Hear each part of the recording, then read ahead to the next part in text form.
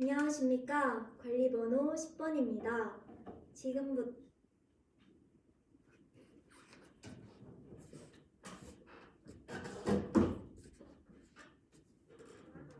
지금부터 수업 설계 조건 답변 시작하도록 하겠습니다. 먼저 첫 번째 수업 설계 조건 답변하겠습니다. 어려움을 겪는 학생에게 개별화 지도를 하는 것은 모든 학생이 학습 목표를 성취하기 위해서 중요한 역할을 합니다. 개별화 지도를 할 때 모든 학생들의 성장을 이끌 수 있으리라 생각합니다. 저는 어려움을 겪는 학생을 지도하기 위해 순회지도 과정에서 어려움을 겪는 학생을 지도하고자 하였습니다. 구체적으로 학생에게 먼저 어떤 점이 어려운지 질문을 통해 학생이 어려워하는 부분을 파악하도록 하였습니다. 어려운 점을 파악한 후 그에 적절한 답변과 피드백을 통해 학생들의 이해를 돕도록 하겠습니다. 이를 통해 학생들은 궁금한 점에 대해 알 수 있고 수업에 적극적으로 참여할 수 있습니다. 다음으로 두 번째 설계 조건 답변하겠습니다. 도입에서 동기유발이 중요한 이유는 학생들이 수업에 참여하고자 하는 동기를 형성할 수 있기 때문입니다. 동기유발을 통해 학생들은 수업에서 배우고자 하는 내용에 대해 궁금증을 갖게 할 수 있습니다. 이러한 궁금증에 관한 답을 찾아가게 하는 과정을 통해 학생이 수업에 적극적으로 임하도록 할 수 있습니다. 또한 동기유발은 학습 목표와 직접적으로 연관되어 있는 활동으로 구성하여야 합니다. 저는 이를 위해 구체적으로 동기유발 과정에서 동물원에 관한 학생들의 의견을 묻는 활동을 진행하였습니다. 이를 통해 학생들은 하나의 주제에 관해 다양한 주장이 존재함을 알 수 있고 글을 읽을 때도 이와 같은 주장을 파악하는 것의 중요성을 알 수 있을 것입니다. 다음으로 세 번째 설계 조건 답변 드리겠습니다. 교육과정 수업 평가를 일체화하기 위해서 구체적으로 두 가지 방안을 사용하겠습니다. 첫째, 교육과정을 분석하여 수업을 구성하였습니다. 교육과정은 학생들이 수업을 통해 달성하고자 하는 성취기준과 유의점이 제시되어 있습니다. 이러한 교육과정을 체계적으로 분석하여 학습 목표와 활동을 제시하였습니다. 이를 통해 교육과정과 수업이 정합성을 갖추도록 할 수 있습니다. 두 번째, 수업과 평가를 일체화하기 위해서 수업에서 배운 내용을 바탕으로 배운 공책을 작성하게 하였습니다. 학생들이 배운 공책을 작성하고 이를 포트폴리오 형식으로 모아 평가를 하는 것을 통해 학생이 수업 내용의 이해 정도를 점검할 수 있습니다. 또한 배운 공책에 자신이 이번 수업을 얼마만큼 이해하였는지, 수업에 잘 참여하였는지 등을 자기평가하는 부분을 만들었습니다. 학생들은 자기평가를 하게 됨으로써 평가의 주체를 다양화하고 수업 교사가 관찰하지 못했던 학생의 이해 정도를 돕는 수단으로 사용할 수 있습니다. 이상입니다.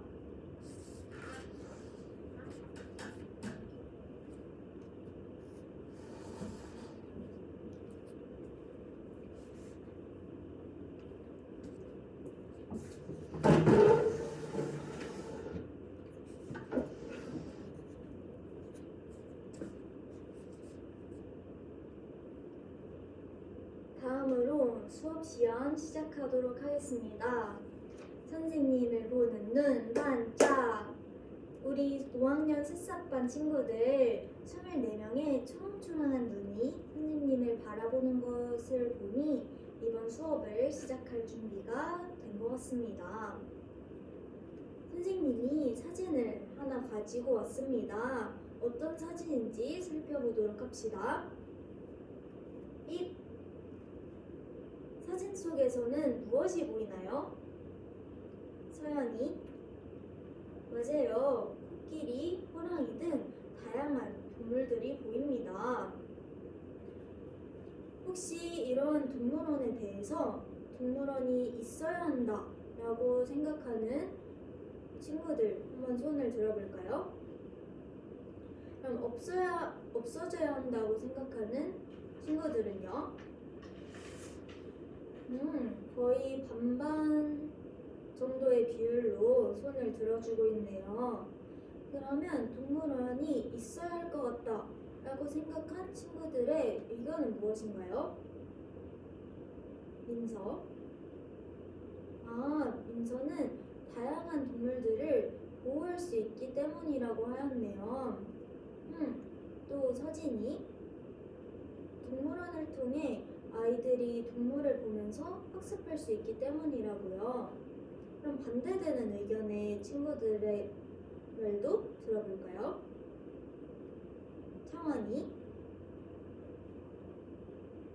창원이는 오히려 동물원이 관리가 되지 않는다면 동물들이 힘들 것이라고 말해주었네요. 희연이, 창원이의 의견에 보충손을 들어주고 있네요. 희연이는 뉴스에서 돌고래들이 방치되어서 동물원에 그대로 있는 사진을 보고 슬픈 마음이 들었다고 하네요. 여러분들 모두 의견을 잘 말해주었네요. 그럼 이러한 의견을 바탕으로 글을 쓸 때 우리는 어떤 글을 쓰게 될까요? 창원이. 창원이는 동물원을 폐지해야 된다 라는 글을 쓸 것 같다고요. 서연이. 서연이는 동물원이 좋으니까 계속 유지해야 된다는 관점으로 글을 쓸 것 같다고요. 그러면 선생님이 여러분의 생각을 넓히는 질문을 해보겠습니다. 그럼 하나의 글을 읽을 때 어떤 점을 파악하면서 읽어야 할까요? 민재. 민재가 좋은 의견을 말해주었네요. 민재가 글을 읽을 때 글쓴이가 어떤 생각을 가지고 있는지 파악하면서 글을 읽어야 한다고 이야기를 해주었네요. 좋습니다. 그럼 관련해서 오늘 어떤 것을 배워보면 좋을까요? 민석이. 민석이가 글을 읽고 글쓴이의 주장을 한번 실제로 파악하는 것을 배워보면 좋겠다고 이야기를 해주었네요. 많은 친구들이 공감의 새싹을 들어주고 있는 것을 보니 오늘 이것을 배워보면 좋을 것 같아요. 그럼 여러분들의 의견을 모아 오늘의 배운 문제 소개하겠습니다. 다 함께 읽어볼까요? 시작! 글을 읽고 글쓴이의 주장을 파악해보자. 그럼 오늘의 배운 문제와 관련하여 어떤 활동을 해보면 좋을까요? 시야. 시야는 먼저 글을 읽고 내용을 파악하면 좋겠다고 하였네요. 또 또 다른 의견 있나요? 재민이. 재민이는 주장을 파악할 수 있는 방법에 대해 더 알아보고 싶다고 하였네요. 좋아요. 그럼 여러분들의 의견을 모아 오늘의 배움 활동 3가지 소개하겠습니다. 자, 첫째, 읽어보자. 제시문. 우리 교과서에 있는 제시문을 먼저 읽어보는 활동을 하겠습니다. 자, 활동 2번째, 파악하자. 제시문의 내용. 우리 글쓴이의 주장을 파악하기 위해서는 글의 내용을 먼저 파악해 봐야겠죠? 활동 2를 통해서 내용을 파악하겠습니다. 활동 3번째, 주장하는 방법 알아보기. 3번째 활동에서 직접 주장하는 방법을 찾아보는 활동을 진행하겠습니다. 그럼 우리 첫 번째 활동으로 넘어가 볼까요? 쓱쓱! 자, 첫 번째 활동은 제시문을 읽어보자입니다. 자, 우리 모두 제시문 다 잘 읽어보았죠? 그럼 우리 두 번째 활동으로 넘어가 보겠습니다. 쓱쓱! 두 번째 활동은 파악하자. 제시문의 내용입니다. 우리 교과서 50페이지에 자료 1 모두 잘 읽어보았죠? 그럼 이번에는 내용을 파악하는 질문을 만들어서 퀴즈를 해보는 활동을 해보겠습니다. 어떻게 활동할지 설명하겠습니다. 첫째, 모둠별로 질문을 만들어주세요. 두 번째, 질문과 답을 넣어 선생님이 준비한 박스에 넣습니다.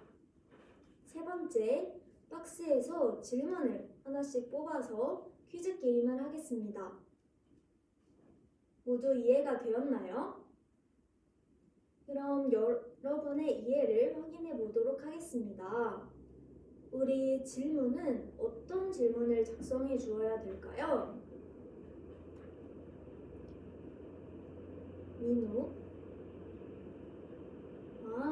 맞습니다. 민우가 이야기해 준 것처럼 우리 자료 1의 내용을 파악할 수 있는 질문을 만들어주면 됩니다. 여러분이 정한 모둠활동 규칙, 소나무 규칙 모두 기억하나요? 다 함께 외쳐볼까요? 속은 말해요. 나보다 너 먼저. 무엇이든 질문해요. 우리 서로 존중하고 배려하는 태도를 갖추며 모둠 활동을 진행해 봅시다.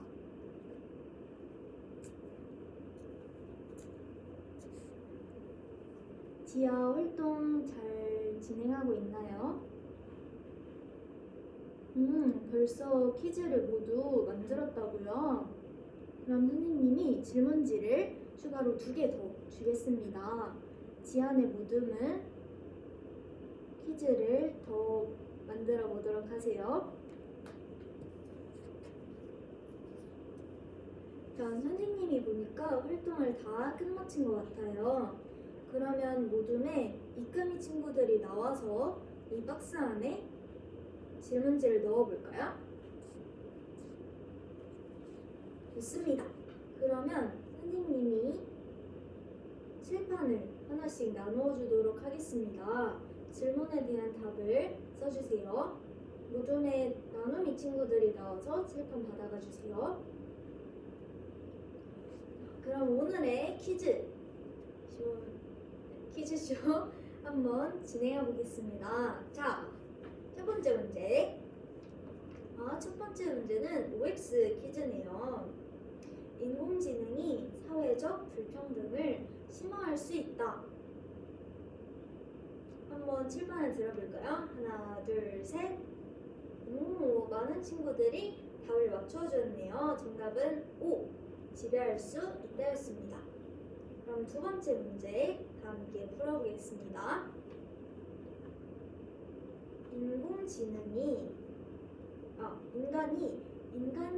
인공지능의 지배를 받을 수 있는 받을 수 있다고 주장한 이유는 무엇인가요? 조금 어려운 질문일 수도 있을 것 같아요. 한번 칠판을 들어볼까요? 하나, 둘, 셋. 어려운 질문이었는데도 불구하고 많은 친구들이 답을 써주었네요. 맞습니다. 인공지능은 뛰어난 직접 능력은 갖추고 있지만 문제점은 없기 때문에 지배를 받을 수 있다고 글의 내용에 나와 있었죠. 그러면 마지막 세 번째 질문입니다. 우리 인공지능에게 쓰는 공개 편지의 내용은 무엇이었나요?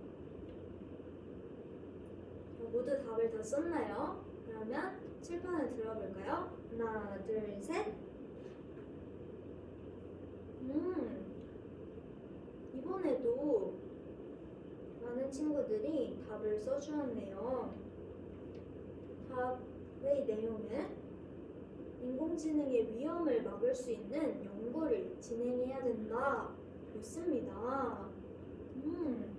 글의 내용을 여러분들이 모두 잘 읽고 질문과 답변을 해준 것 같습니다. 아주 친절합니다. 그럼 선생님이 여러분들의 생각을 넓힐 수 있는 질문을 해보겠습니다. 그럼 이 글을 읽고 퀴즈를 만들면서 글에 대해서 어떤 생각을 가지게 되었나요?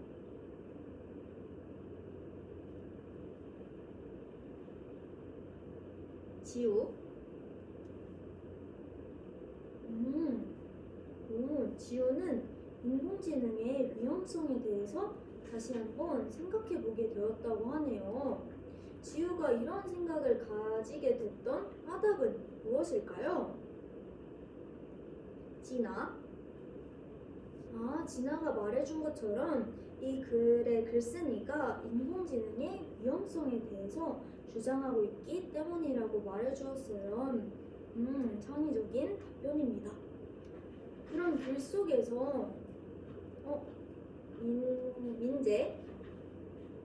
글 속에서 어떻게 주장하는 방법이 나타날지 알아보고 싶다고요. 그럼 우리 활동 세 번째로 넘어가 보겠습니다. 쑥쑥. 세 번째 활동은 주장하는 방법 알아보기입니다. 이 활동을 통해서 주장하는 방법에 관해서 알아보도록 하겠습니다.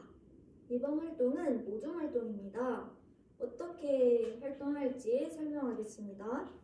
첫째, 모둠별로 주장을 찾는 방법에 대해 토의합니다. 두 번째, 토의한 내용을 헤들렛에 정리합니다. 정리한 내용을 발표해 보도록 하겠습니다. 자, 그러면 선생님이 스마트 패드 나누어 주겠습니다. 그러면 활동 시간은 몇 분이 적절할 것 같나요? 7분이 적절할 것 같다고요? 좋습니다. 그럼 7분 줄 테니까 활동 시작해 봅시다.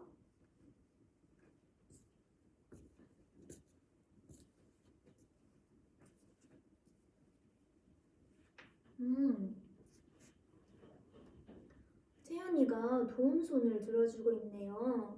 채연이는 어떤 어려움이 있나요? 주장이 어떤 뜻인지 잘 몰라서 활동을 진행하기 어렵다고요.